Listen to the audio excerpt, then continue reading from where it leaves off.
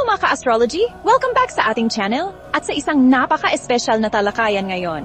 Ako po ang inyong lingkod at pag-uusapan natin ang pagpasok ni Saturn sa Aries. Ano ang epekto nito sa bawat astrological house? Si Saturn, kilala bilang the Great Teacher, ay planeta ng disiplina at aral. Ang Aries ay sumisimbolo sa enerhiya at aksyon. Kaya't ano ang mangyayari kapag nagsama ang dalawa? Isang kombinasyon ng stop-and-go energy. Magtayo tayo ng matibay na pundasyon para sa ating personal na pag-unlad. Simulan na natin ang ating paglalakbay sa bawat bahay. Huwag kalimutang mag-subscribe o mag-follow sa Astroluna Quest channel para sa iba pang astrological insights.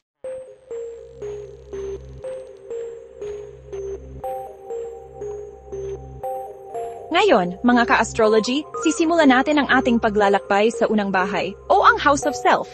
Ito ang bahay na kumakatawan sa ating pagkakakilanlan, physical na anyo, at personalidad. Kapag si Saturn ay dumaan dito, lalo na sa sign na Aries, asahan natin ang panahon ng pagsusuri sa sarili. Ang Arian desire na maging totoo sa sarili ay haharap sa Saturnian reality check. Ang proseso ay puno ng pagsubok, ngunit ang resulta ay isang mas tunay at mas matatag na bersyon ng ating sarili. Ang pagpasok ni Saturn sa Aries sa inyong unang bahay ay isang malakas na panawagan para sa self-discipline. Alam natin na ang Aries ay may likas na pagnanais na kumilos agad, na sumunod sa bugso ng damdamin. Ngunit sa presensya ni Saturn, ang ganitong uri ng impulsiveness ay haharap sa mga limitasyon. Si Saturn ay magtuturo sa atin ng kahalagahan ng pagpipigil at ng pagiging responsable sa ating mga desisyon. Ang disiplina ay hindi parusa, kundi isang kasangkapan para sa tunay na kalayaan at pag-abot ng ating mga potensyal. Dumako naman tayo ngayon sa ikalawang bahay, mga ka-astrology. Ang second house ay namamahala sa ating mga personal na halaga, pera at self-worth. Kapag si Saturn ay pumasok dito, asahan ang pagsusuri sa ating pinansyal na kalagayan. Ito ay isang panahon upang tingnan ang ating financial habits at relasyon sa pera. Ang mga pagsubok na dala ni Saturn ay hindi para tayo ay pabagsakin, kundi para tayo ay patatagin. Ito ay tungkol sa pagkilala sa ating tunay na halaga.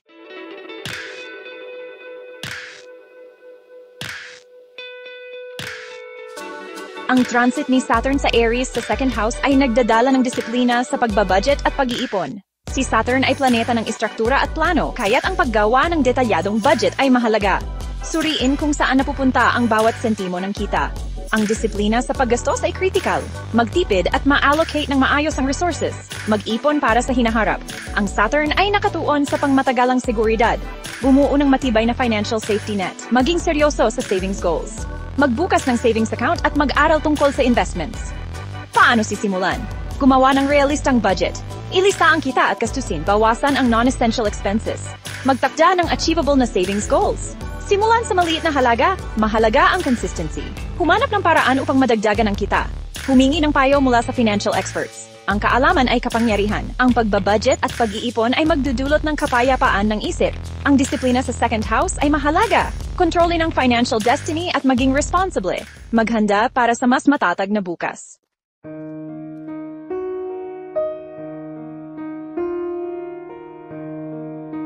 Kamusta po kayo, mga minamahal? Ngayon, sisilipin natin ang impluwensya ni Saturn sa Aries kapag ito ay nasa ikatlong bahay ng ating astrological chart.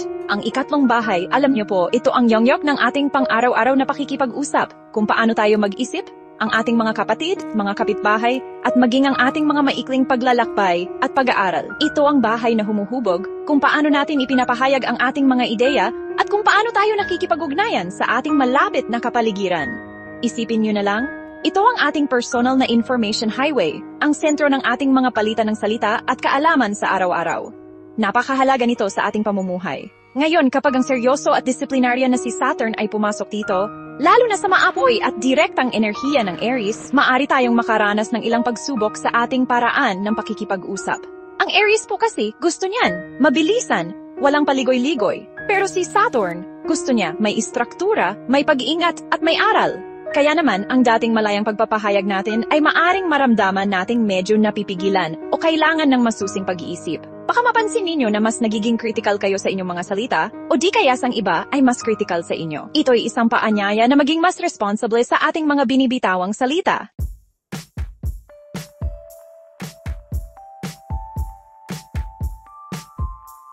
Pagdating sa ating mga kapatid, ang ikatlong bahay ang kanilang domain.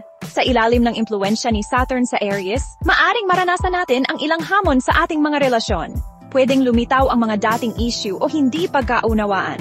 Ang Aries ay maaaring magdulot ng tensyon. Si Saturn ay hihilingin sa atin na harapin ang mga isyung ito ng may maturity.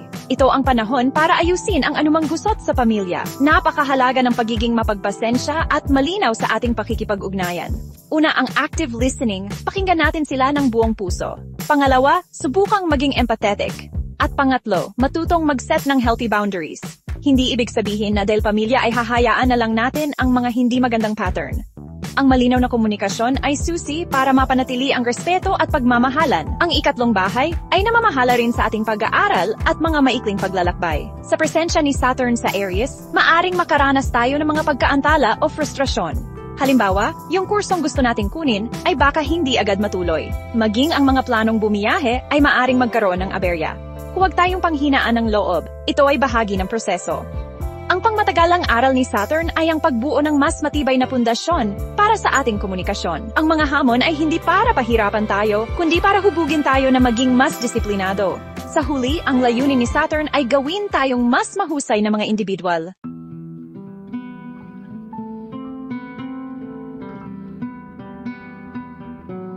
Dumako naman po tayo sa ika-4 na bahay, isang napaka-personal at mahalagang bahagi ng ating chart. Ito po ang kumakatawan sa ating tahanan, sa ating pamilya, sa ating mga ugat o pinagmulan, sa ating pribadong buhay, at sa ating emosyonal na pundasyon. Ito ang ating santuwaryo, ang lugar kung saan tayo umuwi para magpahinga at mag-recharge. Ang kalagayan ng ating ika-4 na bahay ay sumasalamin sa ating inner sense of security at belonging. Isipin niyo ito bilang ang pinakapuso ng ating personal na mundo, ang ating safe haven. Kapag ang Saturn, na planeta ng disiplina at responsibilidad, ay dumaan sa ika-4 na bahay, lalo na sa ilalim ng mapusok na enerhiya ng Aries, ito ay isang malinaw na tawag para sa direktang aksyon at pamumuno sa loob ng tahanan. Ngunit, kasabay nito, maaari rin itong maramdaman na parang isang mabigat na pasanin. Ang Aries kasi, gusto niyang simulan ang mga bagay-bagay, mag-initiate ng pagbabago. Si Saturn naman, hihilingin niya ang ating tibay at pagtitiis. Maaring magkaroon ng internal conflict dito, kung saan gusto nating kumilos agad, pero may mga limitasyon o balakid na kailangang harapin ng may pasensya.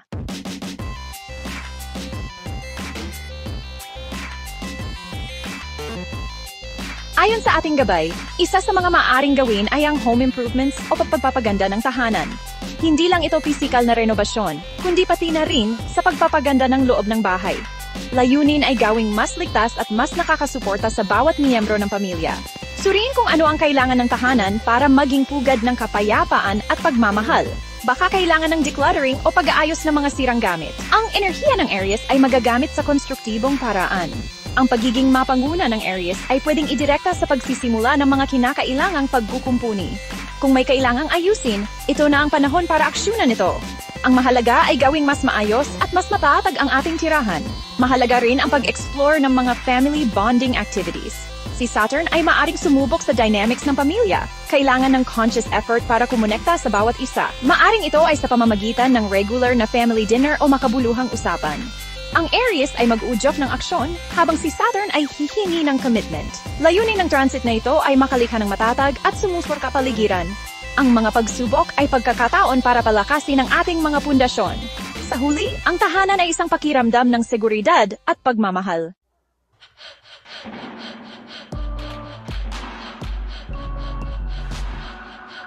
Mga kaibigan, narito na tayo sa ika-5 bahay. Ang bahay ng saya, ng pagkamalikhain, ng pagpapahayag ng sarili, ng romansa, ng ating mga anak kung meron man, at ng ating mga hobbies at libangan. Ito ang lugar sa ating chart kung saan natin hinahanap ang kaligayahan, kung saan tayo naglalaro, at kung saan natin ipinapakita ang ating mga natatanging talento. Isipin niyo po ito bilang ang ating personal na playground. Ang entablado kung saan tayo ay malayang maging ating sarili at mag-enjoy sa buhay. Ito ang spark ng ating buhay. Ngayon, kapag ang seryosong si Saturn ay pumasok sa ika-5 bahay, lalo na sa maapoy at mapusok na enerhiya ng Aries, maaaring magkaroon ng kaibang takbo ang mga bagay-bagay. Ang nag-aalab na pagnanais ng Aries para sa biglaang paglikha o para sa isang passionate na romansa ay makakatagpo ng istrukturado, critical, at minsan ay tila naghihigpit na impluwensya ni Saturn. Ang dating malayang daloy ng ating creative juices o ang spontaneous na kilig ay maaaring maramdaman nating medyo napipigilan o nangangailangan ng masusing pag-iisip at paghahanda.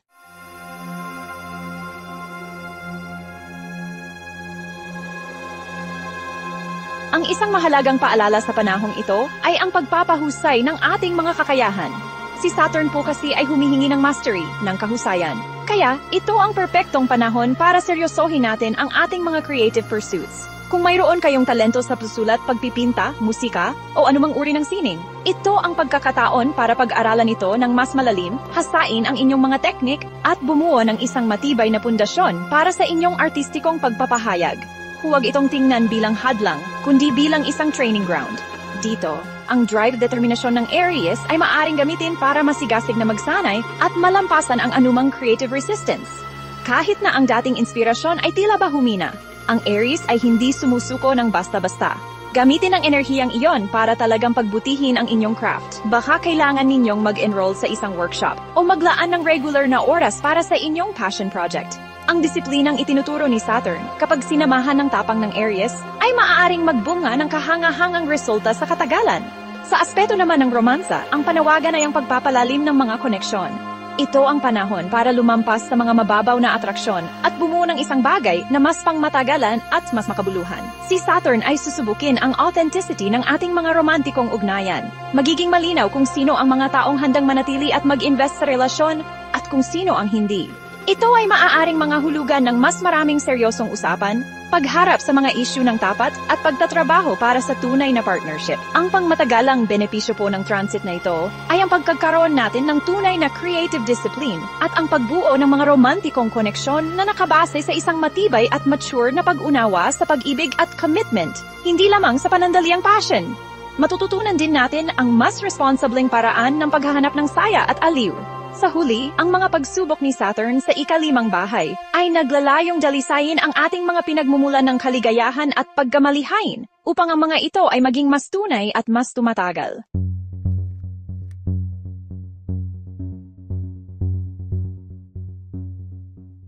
So, paano nga ba tayo kikilos ngayong dumadaan ang Saturn sa Aries sa ating 6th house? Pagdating sa kalusugan, seryosohin natin ang pag-set up ng mga basic na gawain para sa ating wellness. Isipin nyo ang diet nyo, masusustansyang pagkain para tuloy-tuloy ang energy. Tingnan din ang inyong exercise routine, dynamic na physical activities. Humanap kayo ng exercise na kaya nyong panindigan. At super importante, unahin ang tulog. Ang quality na pahinga, hindi yan pwedeng i-negotiate. Kailangan yan para sa physical repair at para luminaw ang isip. Ang panahong ito, tungkol to sa paggawa ng mga desisyon na pinag-isipan talaga. Bukod sa physical health, bigyang pansin natin ang ating mental at emotional well-being. Si Saturn, iha-highlight niya itong mga pinanggagalingan ng stress. Matutong huminto muna, huminga tapos mag-isip bago sumagot o kumilos. Yung pag-incorporate ng mindfulness, meditation, o kahit simpleng short breaks. Malaki ang magiging epekto niyan para mapanatili ang inyong balanse. Sa huli, mga pundasyon yan para sa future success at well-being nyo.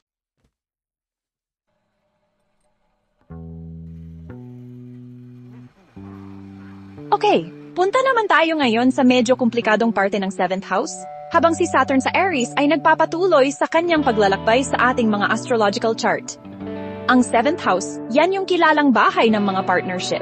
Kasama na dyan ang kasal, mga importante nating relasyon sa ibang tao, mga kasosyo sa negosyo, at pati na rin yung mga haigang kaaway natin. Kapag si Saturn ay pumasok dito sa larangan ng relasyon na may dalang direkta at mapilit na enerhiya ng Aries, senyales yan ng panahon kung saan yung mismong pundasyon ng ating mga pinakamalapit na ugnayan ay susuriin.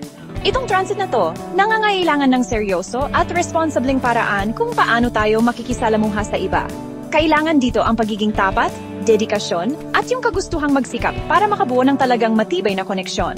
Ang Aries dito, pwedeng magdala ng kagustuhang maging malaya o yung pagiging prangka na pwedeng maging okay pero minsan parang nakikipag-away sa loob ng mga partnership. Habang dumadaan si Saturn sa 7th house, baka mapansin mo na yung mga partnership mo, lalo na yung mga seryosohan tulad ng kasal o matagal ng kasosyo sa negosyo, ay makakaranas ng mga pagsubok. Si Saturn kasi, may paraan yan para ilabas yung anumang nakatagong kahinaan, mga problemang hindi nasasabi o yung mga hindi pantay na sitwasyon na dati nating hindi napapansin o binabalewala. Hindi naman ito agad-agad masama, ha? Sa halip, pagkakataon to para sa malalim na paglago at paglilinaw. yung impluensya ng Aries, baka gawin kang mas mapilit o yung partner mo tungkol sa sarili ninyong mga pangangailangan at gusto na minsan pwedeng sumalungat sa pangangailangan ng relasyon ninyong dalawa. Ang mahalagang aral dito ay madalas umiikot sa kung paano matutunang balansehin yung sarili mong kalayaan sa mga responsibilidad at pagbibigayan na kasama sa anumang mahalagang relasyon. Tungkol to sa paghahanap ng paraan para ang ako at tayo ay magkasundo at magtulungan ng maayos. Yung tema ng commitment, nagiging pinaka-importante yan kapag si Saturn sa Aries ay nasa 7th house. Si Saturn, hindi yan interesado sa mga mababaw na koneksyon o yung mga kasunduang hindi buo ang loob. Gusto niya ng tunay, hindi natitinag na commitment at malinaw na pag-unawa sa mga responsibilidad na kaakibat ng isang partnership.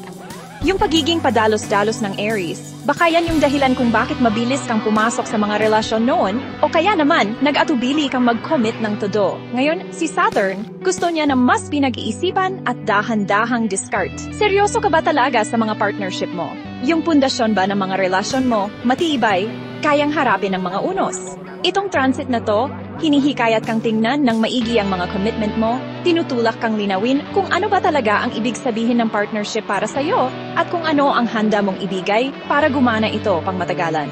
Mahalaga rin na maintindihan natin kung anong klase ng mga pagsubok ang pwedeng lumitaw sa panahong ito. Ang mga hamon ba na to ay galing sa agawan ng kontrol, kung saan yung kagustuhan ng Aries na mamuno o maging malaya ay bumabangga sa pangangailangan o estilo ng partner. O baka naman ipinapakita nito ang kakulangan sa ayos, malinaw na hangganan o parehong mga pangarap na ilalantad ni Saturn. Yung mga hindi pagkakaunawaan, pwede ring lumala. Kasi yung pagiging prangka ng Aries, baka isipin na masakit magsalita kung hindi sasamahan ng pag-unawa sa nararamdaman ng iba. Ang pag-alam sa pinakaugat ng anumang hindi pagkakasundo yan, ang unang hakbang para harapin ang mga hamon na to sa positibong paraan. Ang panahong ito ay nangangailangan ng tapat na pagtingin sa sarili at bukas na pag-uusap kasama ang inyong mga partner para magkaroon ng lugar kung saan ang mga problema ay haharapin ng may sapat na pag-iisip at parehong hangarin na makahanap ng solusyon at mas malalim na pagkakaintindihan.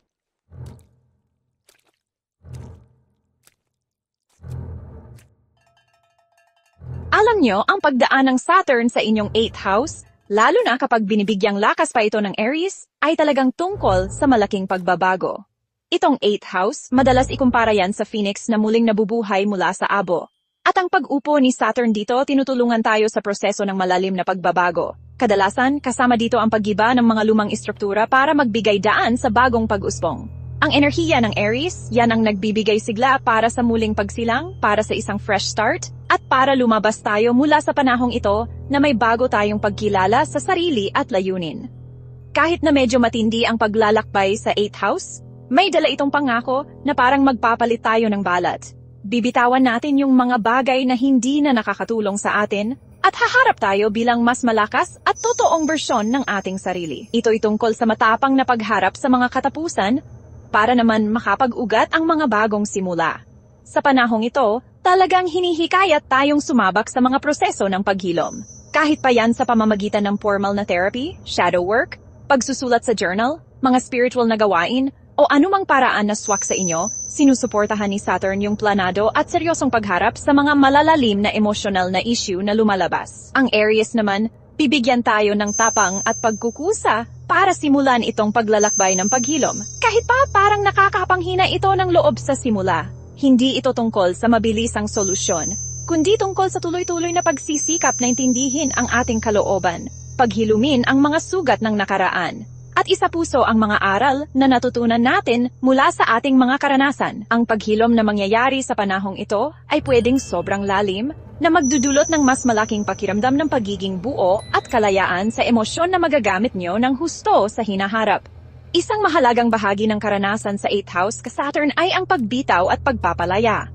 Pwede itong mangyari sa maraming paraan.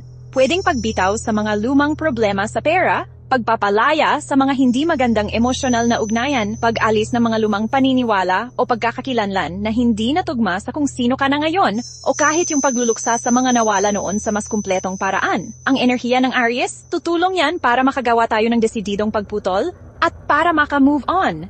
Pero sisiguraduhin ni Saturn na itong proseso ay masusi at tutugunan talaga yung pinakaugat ng problema. Hindi lang ito basta pagtatapon ng mga bagay. Tungkol ito sa sadyang pagpili kung ano ang gusto mong dalhin pa at kung ano ang kailangang iwan para tuloy-tuloy ang iyong paglago at pagbabago. Itong proseso ng paglilinis, nagbibigay ito ng espasyo para sa bagong enerhiya at mga oportunidad. Sa huli, ang mga gantimpala ng paglalakbay kasama si Saturn sa Aries sa inyong 8th house ay napakalaki at talagang personal. Sa pamamagitan ng matapang na pagharap sa mga issue tungkol sa mga pinagsasaluhang yaman, malalalim na emotional patterns at sa tawag ng mas malalim na ugnayan, lalabas kang mas malakas, mas matatag, at may mas malalim na pag-unawa sa iyong sarili at sa kung paano gumagana ang buhay at ang mga koneksyon. Itong transit na ito, may potensyal na magdala ng malaking empowerment habang binabawi mo yung mga parte ng sarili mo na dati mong tinatago o pinipigilan. Maari kang makahanap ng bagong pakiramdam ng personal na lakas, mas malaking kakayahan para sa totoong pakikipag-ugnayan, at mas walang takot na pagharap sa mga hindi may iwasang pagbabago, pagtatapos, at muling pagsisimula sa buhay.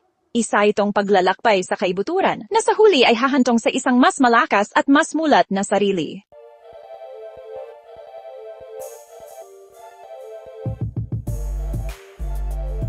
Dahil sa mga posibleng pressure na ito at sa matinding focus sa inyong career, ang pinakapayong para sa Saturn in Aries na dumadaan sa inyong 10th house ay maghangad ng tuloy-tuloy na pag-unlad at pagpapahusay sa propesyon.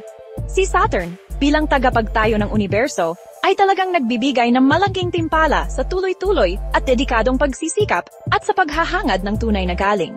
Kaya naman, ito ay isang napakagandang panahon para mag-invest sa inyong sarili, para matuto ng mga bagong kasanayan, o palalimin pa ang mga dati ng alam na makakatulong ng malaki sa inyong career sa pangmatagalan. Isipin ninyo ang pagkuha ng mga importanteng sertipikasyon, pag-enroll sa mga advanced training, o karagdagang edukasyon na direktang konektado sa inyong larangan, o aktibong paghahanap ng mga mentor na mga bihasang profesional na inyong hinahangaan. Ang inyong likas na pagiging mapanguna bilang Aries ay pwedeng gamitin sa aktibong paghahanap ng mga daan para sa paglago. At saka, dahil si Saturn ay nakatutok sa inyong 10th house, ang inyong profesionalismo at matatag na integridad ay sobrang mahalaga. Ang pagbuo at pagpapanatili ng tiwala sa inyong mga kasamahan, sa inyong mga boss, sa inyong mga kliyente, at sa lahat ng inyong nakakasalamuha sa trabaho ay susi para malampasan ang panahong ito ng matagumpay. Ang ugaling Aryan minsan ay sobrang direkta, na parang prangkana o kaya naman ay padalos-dalos sa mga usapang pangtrabaho at desisyon. Pero, si Saturn ay hinihikayat tayong maging mas maingat, mapag-isip, diplomatiko at responsable. Ito ang panahon para palaging ipakita ang pagiging maaasahan, ang magandang etika sa trabaho, ang pagiging metikuloso sa detalye at ang hindi natitinag na paninindigan sa tamang asal. Ang reputasyon sa integridad na inyong bubuuin sa panahong ito ay magiging napakahalagang yaman na magbubukas ng mga pinto at lilikha ng mga oportunidad sa maraming taon na darating. Mahalagang tandaan na habang ang pagdaan ni Saturn sa 10th house ay maaring talagang mahirap, pwede rin itong maging panahon ng malaki at pangmatagalang tagumpay kung buong puso ninyong tatanggapin ang mga aral nito. Ang hirap, ang disiplina, at ang tiyaga na hinihingi ni Saturn ay maaring magdulot ng malalaking gantimpala, tulad ng karapat-dapat na pagkilala sa inyong mga pagsisikap, mga nararapat na promosyon, o ang pagkakataon na humawak ng mahahalagang posisyon bilang leader na inyong pinaghandaan ng mabuti. Ang masigla at mapangahas na enerhiya ng Aries, kapag pinahinahon at inayos ng disiplina at strategic na pag-iisip ni Saturn, ay maaaring gawin kayong isang tunay na kinikilala at iginagalang na puwersa sa inyong napiling larangan. Ang tagumpay na makakamit sa panahong ito ay mararamdaman ninyong pinaghirapan talaga, lubos na kasiya siya, at matibay. Sa huli, ang paglalakbay ni Saturn sa inyong 10th house ay higit pa sa inyong kasalukuyang trabaho. Ito ay tungkol sa pagbuo ng isang career na may pangmatagalang halaga, tunay na kahulugan, at nag-aambag sa isang mahalagang personal na pamana. Ito ay tungkol sa pag-define ng inyong marka sa mundo. Ang pagsusuri na inyong hinaharap, ang mga hamon na inyong nalalampasan, ay lahat bahagi ng isang proseso sa universo na dinisenyo para pinuhin ang inyong mga ambisyon, palakasin ang inyong determinasyon, at linawin ang inyong tunay na layunin sa propesyon. Sa pamamagitan ng buong pusong pagtanggap sa disiplina, sa pagpokus sa tuloy-tuloy at paunti-unting pag-unlad sa halip ng mga mabilisang solusyon, at sa pagpapanatili ng pinakamataas na pamantayan ng integridad, makakaahon kayo mula sa makapangyarihang transit na ito, na may mas maimpluwensyang imahe sa publiko, mas may autoridad na presensya, at isang landas sa career, na tunay na sumasalamin sa inyong pinakamalalim na kakayahan. at pinakamataas na mga pangarap.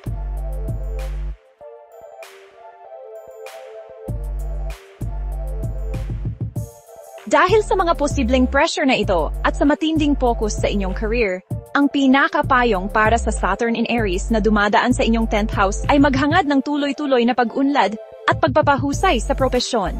Si Saturn, bilang tagapagtayo ng universo, ay talagang nagbibigay ng malaking gantimpala sa tuloy-tuloy at dedikadong pagsisikap at sa paghahangad ng tunay na galing. Kaya naman, ito ay isang napakagandang panahon para mag-invest sa inyong sarili, para matuto ng mga bagong kasanayan o palalimin pa ang mga dati ng alam na makakatulong ng malaki sa inyong career sa pangmatagalan. Isipin ninyo ang pagkuha ng mga importanteng sertipikasyon, pag-enroll sa mga advanced training o karagdagang edukasyon na direktang konektado sa inyong larangan o aktibong paghahanap ng mga mentor na mga bihasang propesyonal na inyong hinahangaan. Ang inyong likas na pagiging mapanguna bilang Aries ay pwedeng gamitin sa aktibong paghahanap ng mga daan para sa paglago. At saka, dahil si Saturn ay nakatutok sa inyong 10th house, ang inyong profesionalismo at matatag na integridad ay sobrang mahalaga. Ang pagbuo at pagpapanatili ng tiwala sa inyong mga kasamahan, sa inyong mga boss, sa inyong mga kliyente, at sa lahat ng inyong nakakasalamuha sa trabaho ay susi para malampasan ang panahong ito ng matagumpay.